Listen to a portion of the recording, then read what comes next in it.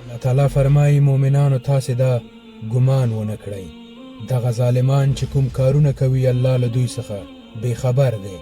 الله خو دوی د هغه ورځ دپاره ځنډوي چې داسې یو حالات به وي چې دوی به رډې سترګې پاتې وي،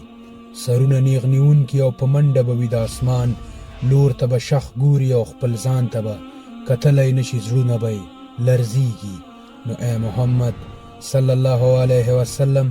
دوی د هغه ورځ څخه وویروه چې کله دوی ته عذاب راشي. هغه ورځ به دغه ظالمان وایي چې ای زموږ ربه موږ ته لږ غوندې مهلت نور هم راکړه، موږ به ستا دعوت ته لبیک او د پیغمبرانو پیروي به وکړو. خو دوی ته به په څرګند ډول جواب ورکړی شي، آیا تاسې هغه خلک نه یاست چې له دې نه مخکې په قسمونو کولو باندې مو ویل چې موږ ته هیڅ تاوان نشته،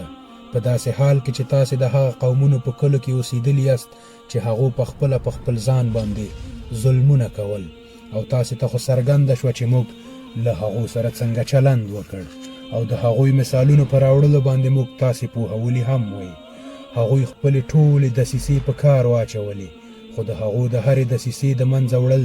له الله سره ول. که څه هم د هغوی چلونه داسې قوي ول چې غرونه له خپل ځای څخه بې ځای شي، او تاسې هیڅ وخت دا ګمان مه کوئ چې الله به د خپلو پیغمبرانو سره د کړو وعدو په خلاف کوم کار وکړي. الله زورور او ډیر ښه بدله اخیستونکی دی. نو ای محمد صلی الله علیه وسلم دوی د هغه ورځ څخه وویروه چې کله ځمکه او اسمان بدل او د یو ځای څخه بل ځای جوړ شي او ټول د یو قهار رب په وړاندې څرګند شي، او په هغه ورځ به مجرمان وویني چې په زنځیرونو باندې به یې لاسونه او پښې تړل شوي وي، او د قیر څخه جوړې جامې به یې اغوستې وي، او د اور شغلې به د هغو په مخونو باندې غورځېدونکي وي، او دا به ځکه داسې وي چې الله هر سا کښته د هغو د کړنو بدل ورکړي.